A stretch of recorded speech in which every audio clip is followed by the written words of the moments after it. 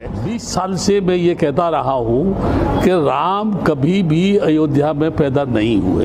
आप मुझे बता दीजिए, जिस भगवान को कभी देखा नहीं, जिस भगवान से कभी बातचीत नहीं हुई, जो भगवान कभी आया नहीं, जिस भगवान को पूर्वजों ने नहीं देखा, लोगों के बाप दादों ने नहीं देखा, और ये कह रहे हैं कि वो है, कहाँ है, किस जगह है? आने के लिए आप इतने बड़ी संख्या में इकट्ठे हो सकते हैं और आप दुनिया के सामने हजारों की संख्या में, लाखों की संख्या में वहां पे सारी पुलिस फोर्स पड़ी होती, फिर भी मस्जिद तोड़ी गई। सबने देखा ये।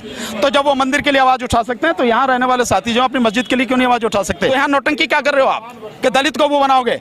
मैं कहता हूँ किसी दलित को नहीं बनना चाहिए। हमारा मंदिर से कोई लेना देना नहीं, हमारा स्कूल कॉलेज और शिक्षा से लेना देना, लाइब्रेरी से लेना देना। तो मतलब कि अगर मंदिर से क्या एजुकेशन मिलेगी? मंदिर से वो एजुकेशन नहीं मिलती है। मंदिर से भिखारी पैदा होते हैं, IAS, PCS, doctor, engineer, professor, जज, वकील, वो विद्यालयों से पैदा होते हैं। कुछ लोग मंदिर के अंदर पूजा करेंगे, कुछ लोग वहाँ भिखारी बनेंगे। आप बने भिखारी, घंटा हिलाएं। अरे 500 साल से तुम घंटा हिलाते जा रहे हो, हैं? जो दलित समाज है, OBC समाज है, ST SC समाज है, घंटा हिलाता है, मंदिर के अंदर कुछ नहीं करता है। जो अयोध्या है, अयोध्या तो जहाँ की है, काशी मथुरा बाकी है। अभी तो काशी मथुरा पे भी जाके अभी वो आक्रमण करेंगे, अभी उनको तोड़ने का काम करेंगे, क्योंकि बीजेपी के नेता कह रहे हैं, विनय कटियार जैसे लोग, बीजेपी के लोग बोल रहे हैं कि हाँ काशी मथुरा बाकी है। अभी स्वामी तो कोर्ट में भी पहुंच गए। हाँ, तो काशी मथुरा की अभी ये बात करेंगे। अरबों रुपए का राम मंदिर बनना, आप खुद सोचो कि हम किस समाज में जी रहे हैं। और जब मुझे तो लगता है लानत है हम पर जो हम जी रहे हैं। ये सुनने के बाद, ये देखने के बाद भी हम जी रहे हैं, हम कुछ कर नहीं रहे। आज ये कह रहे हैं राम मंदिर का मुहूर्त ठीक नहीं है। इन्होंने ये क्यों नहीं बोला कोरोना वायरस का मुहूर्त ठीक नहीं है, आज अस्पताल बनाइए, आज ये चाहिए, वो चाहिए। औरतों ने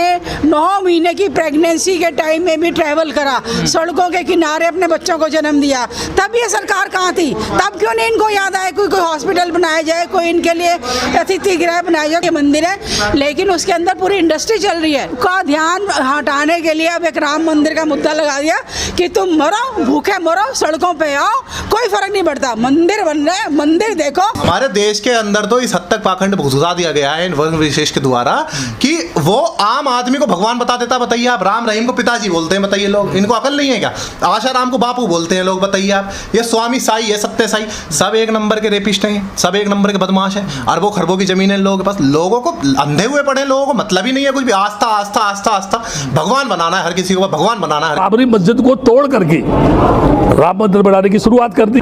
लेकिन मैं एक बात बता रहा हूँ, ये कुछ भी कर ले, ये सफल नहीं होगा। लोग अगर पढ़ लिख गए तो इनका जो धंधा है वो खत्म हो जाएगा। फिर इनके धंधे को कौन मानेगा, कौन मंदिर बजाएगा? क्योंकि पता है, सबको पता है कि मंदिर में एक पत्थर की मूर्ति है जिसको एक दलित व्यक्ति बनाता है, जिस मूर्ति को उसकी छटाई करता है, उसको बना कर देता है। ये प्राण प्रतिष्ठा कर देते हैं, उसमें प्राण फूंक देते हैं। अरे तुम्हारा बाप मर जाता है, एक बार प्राण फूंक कर देखिए, उसमें फूको ना, उसमें प्राण। तुम्हारा बाप मरता है, माँ मरती है, उसमें प्राण क्यों नहीं फूंकते? तुम पत्थर में तो प्राण प्रतिष्ठा कर देते हो, अपने बाप के अंदर क्यों प्राण प्रतिष्ठा नहीं करते तुमने? तो ये बेवकूफ बनाने का काम है इनका। ये मैं गारंटी से कह रहा हूँ कि रामदेव को भी कोरोना होने वाला है। आप देख लेना, रामदेव को कोरोना होगा और वो भी हॉस्पिटल में एडमिट होगा। इनके राज्य में जितना अंधविश्वास फैलेगा, क्योंकि अंधविश्वास से आप लाखों करोड़ लोगों को सदियों से बेवकूफ़ बनाते हो और आज भी तुम बेवकूफ़ बना रहे हो। तो तुम्हें लोगों को बेवकूफ़ बनाने का ठेका ले रखा है। जो धर्म के ठेकेदार हैं वो अंधविश्वास चलाते हैं, क्योंकि धर्म का धंधा अंधविश्वास से। मैं 25 साल से पूरे देश के लोगों को चैलेंज दे रहा हूं, चैलेंज। मेरा कहना यह है, राम इस देश में कभी पैदा हुआ ही नहीं। कोई भी देश का इतिहासकार, विश्व हिंदू परिषद हो, RSS के भागवत हो, भागवत के और पिताजी हो, या कोई मनीषी हो, दार्शनिक हो, इतिहासकार हो, संत हो, साधु हो, शंकराचार्य हो, कोई भी ये सिद्ध करे कि राम यहां पैदा हुआ, मैं कहता हूं राम कभी यहां पैदा हुआ ही नहीं। ये जबरदस्ती ये कह रहे हैं कि राम यहां पैदा हुआ। चाहिए घर में माँ बाप बड़े हैं, उनको कोई पूछता नहीं है, उन्हीं को राम मानो ना, उन्हीं को सीता मानो ना। किसको सब फुर्सत है बताइए? राम में हवा बह रही है कि आप संभवतः विधानसभा का चुनाव लड़ सकते हैं। अरे नहीं, विधानसभा लोग दुनिया बोलने दीजिए, मुझे चुनाव से मतलब नहीं। मैं चाहता हूँ कि पब्लिक जागरूक हो जाए, पब्लिक जाग जाए। खेसारी को चुनाव लड़ने और नहीं लड़ने से मेरा रोजी रोटी ऐसा नहीं कि बंद हो जाने वाला। राम मंदिर से क्या होगा साहब? तो हमारे जब धंधे खत्म हो गए हैं, जब हमारे खेत खाली हो, हम खेती हमारी खत्म हो गई है, जब हमारे गांव खाली हो रहे हैं, तो ये मुद्दे है ना, धर्म के लिए थोड़ी बैठी है सरकार। जगह जगह लिंचिंग हो रहा है। सुएज में कितने मौतें हो रही हैं, सुएज में। इस देश का नागरिक गटर में राम मंदिर बनने से क्या अनएम्प्लॉयमेंट खत्म हो जाएगा, चाइल्ड मेल न्यूट्रिशन खत्म हो जाएगा, फार्मर्स डिस्ट्रेस खत्म हो जाएगा। राम ये सब इलेक्शन के लिए, क्योंकि चुनाव आ रहा है इसीलिए चिल्ला रहे हैं। देखा था वहाँ पर मंदिर, और अगर मंदिर था भी वहाँ पर, और अगर उस वक्त आज ही इतने सालों पहले वहाँ मस्जिद बन गई थी, तो फिर से उसे तोड़ के आप क्यों बनाएंगे मंदिर? और अगर आपको बनाना, हिंदू खतरे में नहीं है, ये देश खतरे में है। ये देश खतरे में है मोदी जी, अमित शाह जैसे लोगों से, प्रज्ञा ठाकुर जैसे लोगों से। ये देश खतरे में है। आज जो सुप्रीम कोर्ट के जज ने जो बाबरी मस्जिद पर फैसला सुनाया है, वो बहुत ही निंदनीय और भ्रष्ट है। जो राम का न कोई प्रमाण है, न कोई साक्ष्य है, न कोई इतिहास है, उस राम पर सुप्रीम कोर्ट के जज ने फैसला सुनाया है। जानते हैं ये सब दबाव में किया है सुप्रीम कोर्ट के जज ने। भाइयों से कहना चाहूंगी कि ये मंदिर के चक्कर में आप लोगों को पड़ने की कोई जरूरत नहीं, क्योंकि ये मंदिर आपको बंधुआ मजदूर बनाएगी और आने वाली पीढ़ी को गुलाम बनाएगी। और मुस्लिम भाइयों, आप लोग कान खोल करके सुन लीजिए, आज बाबरी मस्जिद की बारी है और अगला आगरा के ताजमहल की बारी होगी। ये लिख करके रख लीजिए आप लोग, क्योंकि यहाँ पे एक ही जाति विशेष का कब्जा है हिंदुस्तान। ये दो लोग कौन हैं जिन्होंने 92 में ढांचा तोड़ा था, बाबरी मस्जिद तोड़ी थी, और 1949 की रात चोरी छुपे वहां पर मूर्ति रखकर आए थे। तो अदालत ने कहा कि ये दो काम इलीगल हैं। तो इससे जुड़े जो भी लोग हैं उनको इस फैसले से बाहर किया है और कहा है कि ये अपराधी की कतार में हैं। जो देखो जहां मंदिर खड़ा कर देता है। कभी सोचा आपने किसको बुला रहे हो आप? हैं? कभी विचार किया, कभी दिमाग लगाया कि मैंने मंदिर बना दिया? ध्यान रखना कि जोश तो आ गया। भगवान है ही नहीं। चैलेंज देता हूं, मेरा चैलेंज है भारत के सभी साधु सन्यासियों को, कोई ऐसा है जो ईश्वर का साक्षात दर्शन कराए? क्या कोई ऐसा आदमी है जो भगवान से सीधा दर्शन करा दे? आप ये कहें कि इस देश के अंदर भव्य राम मंदिर बनना चाहिए, अरे बनाओ, कौन मना कर रहा है तुमसे जो है। लेकिन याद रखो, कल्पना की धरा के ऊपर महल खड़े नहीं होते हैं, बालू के ढेर पर बिल्डिंग खड़ी नहीं होती है, शीशे के मकान में रहने वाले दूसरों पर पत्थर नहीं फेंकती है। अगर जितने भी मान लीजिए ईश्वर के मानने वाले लोग हैं, आस्थावान लोग हैं, तो मंदिरों में से मुकुट चोरी क्यों हो जाते हैं, जेवर चोरी क्यों हो जाते हैं, खजाने क्यों चोरी हो जाते हैं? क्या वो पुजारी जो बैठा हुआ है वो भगवान को नहीं मानता है? अगर कोई मुझसे पूछे तो मैं ये कहूँगा, जो ईश्वर विश्वास करने वाला है सही माने में वो ईश्वरवाद की दुहाई दे रहा है, लेकिन पक्का नास्तिक है, क्योंकि वो जानता है भगवान है ही नहीं, इसलिए वो सारी बदमाशी करता है। अरे एक दिन में फैसला जो इतने सालों से रुका पड़ा था, फिर भेजते हैं बूटा सिंह गृह मंत्री को, जाओ नींव रख दो, संगे बुनियाद, मंदिर बनना शुरू हो जाए, हिंदू भी खुश हो जाएंगे। अरे ये कौन सा नाटक हो गया भाई? प्रधानमंत्री का यही काम रह गया? बेरोजगारी मिटाओ, सबको, बच्चों को एक जैसी पढ़ाई का इंतजाम करो, सब बीमार को एक जैसी दवाई का इंतजाम करो। तुम्हें क्या पड़ा हुआ है कि मंदिर चाहिए कि मस्जिद चाहिए? बोले नहीं नहीं नहीं, हम इसका भी कर देते हैं, सबकी वोटें बटोर लेंगे, आराम से बटोर लो, वोट बैंक बना लो।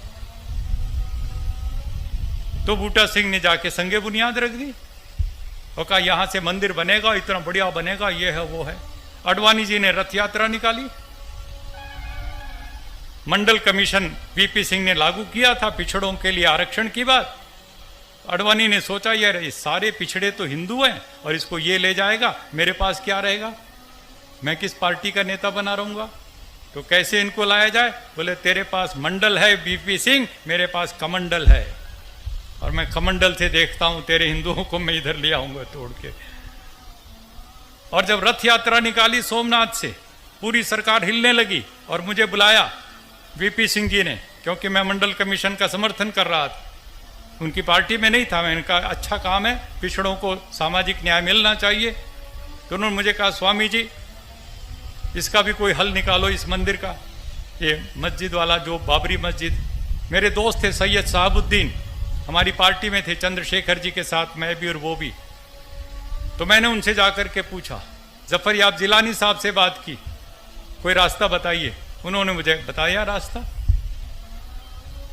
कहने लगे मस्जिद की जगह जो है पूरी की पूरी 2.7 एकड़ जमीन है, उसके सामने 65-67 एकड़, लगभग 70 एकड़ जमीन खाली पड़ी है, वो जमीन दे दीजिए इनको।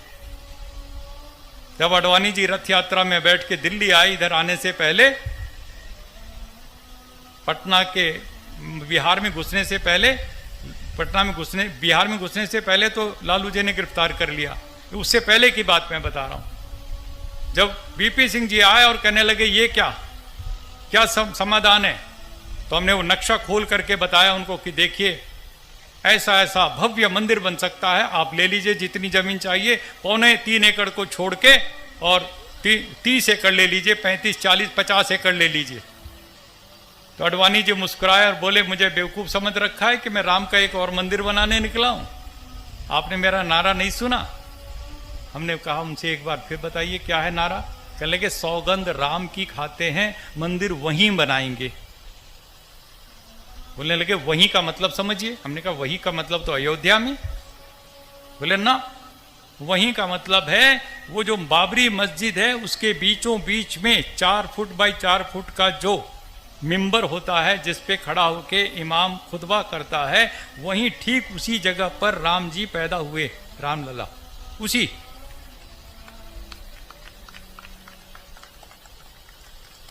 तो हमने उनसे पूछा, अडवाणी जी से, पूरी विनम्रता से, कि महाराज जी 1528 में मीर बाकी बाबर का सिपा सलार आया था और उसके लिए कहा जाता कि राम के मंदिर को तोड़ के उसने बाबरी मस्जिद बना दी। 1528 में अडवाणी जी, ना आप थे, ना मैं था, ना कोई था, लेकिन राम का सबसे बड़ा भक्त दुनिया में तुलसीदास उसी सरयू के तट पर बैठ करके रामचरितमानस लिख रहा था, दोहावली विनय पत्रिका लिख रहा था। उसकी एक दोहा, एक चौपाई कहीं भी मुझे दिखा दो जिसमें तुलसीदास ने ये लिखा हो कि मेरे भव्य आराध्य देव राम के मंदिर को तोड़ के मस्जिद बनाई गई। कहीं नहीं, एक शब्द नहीं। तुलसीदास को नहीं दिखाई पड़ा, अडवाणी जी को दिख गया। मैं आपसे सच कहना चाहता हूं, हम लोग खूब अच्छे आराम से रह सकते हैं आपस में, प्यार से, मोहब्बत से, लेकिन सियासतदानों को यह मंजूर नहीं है। उनको राजनीति करनी, उनको मंदिर मस्जिद की राजनीति करनी है, हिंदू मुस्लिम की चोटी दाढ़ी की ये राजनीति करनी। इसी में उनको वोट मिलते हैं, पैसा मिलता है, सब कुछ। मैं पूछता हूं, तुलसीदास को नहीं दिखाई पड़ा? गुरु गोविंद सिंह पटना साहब में पैदा हुए आपके, और उसी रास्ते से वो पंजाब गए। उनका कितना लिखा हुआ साहित्य, एक शब्द मुझे दिखा दो जिसमें गुरु गोविंद सिंह, जिनके 4 बच्चे शहीद हुए, दीवारों पर चुने गए, उन्होंने कहीं लिखा हो कि मेरे राम के मंदिर को तोड़ के मस्जिद बनाई? शिवाजी सारी जिंदगी औरंगजेब के खिलाफ लड़ते रहे, उन्होंने कहीं नहीं लिखा कि राम के मंदिर को तोड़ के मस्जिद बनाई गई। स्वामी दयानंद सरस्वती फैजाबाद में खड़े होकर के ईसाई मुसलमान सबसे शास्त्रार्थ करते थे, लेकिन कहीं भी उन्होंने नहीं लिखा सत्यार प्रकाश ऋग्वेदादि भाष्य भूमिका या कहीं भी कि राम के मंदिर को तोड़ के मस्जिद बनाई गई। विवेकानंद, जिन्होंने शिकागो में जाकर कितना शानदार भाषण दिया, सारे हिंदू समाज को गौरवान्वित किया, उसकी विवेकानंद की 200 किताबों में एक शब्द नहीं मिलेगा कि राम के मंदिर को तोड़ के। महात्मा गांधी, मरते मरते इनकी जुबान पर हे राम निकला, महात्मा गांधी ने कहीं नहीं लिखा, न कहीं कहा इस बात को कि राम के मंदिर को तोड़ करके मस्जिद बनाई गई। किसी को नहीं दिखाई पड़ा, लेकिन जिनको सियासत करनी है उनको दिखाई ही दिखाई पड़ रहा है। ये गंदी सियासत, ये सांप्रदायिकता की राजनीति यदि हम और आप मिलकर के बंद नहीं करेंगे, जो बात अभी कह रहे थे लोकेश मुनि जी, ये तो लड़ा करके अपनी गद्दी पक्की करना चाहेंगे। तुम्हें और हमें ये सावधान रहने की जरूरत है कि हम इनकी चालाकियों में नहीं आएंगे। ये लड़ाना चाहते हैं, हमें बांटना चाहते हैं, हमें तोड़ना चाहते हैं अंदर से। इनका कोई लेना देना नहीं किसी राम से या किसी से। मैंने तो योगी आदित्यनाथ जी से अभी लखनऊ की बहुत बड़ी रैली में मैंने खड़े होकर के पूछा, 50,000 की भीड़ में, मैंने कहा योगी आदित्यनाथ जी, आप तो योगी हैं, और मुख्यमंत्री भी हैं, और आप कह रहे राम का मंदिर बनाना है, तो राम का मंदिर बनाने से पहले पूरे उत्तर प्रदेश में रम के मंदिर तो बंद कर दो। रम के मंदिर तो धड़ाधड़ खुलते जा रहे हो और कह रहे हो राम का मंदिर बनाएंगे। कैसे बनेगा राम का मंदिर? तो ये सारी की सारी चीजों को यदि हम और आप मिलकर के ईमानदारी से सोचेंगे, कुछ करने का जज्बा लेकर के आगे चलेंगे, और उसके लिए हमें अहद करना पड़ेगा। अगर हो सके तो अब कोई शम्मा जलाइए, अगर हो सके तो अब कोई शम्मा जलाइए, इस दौरे सियासत का अंधेरा मिटाइए। बस कीजिए आकाश में नारे उछालना, ये जंग है।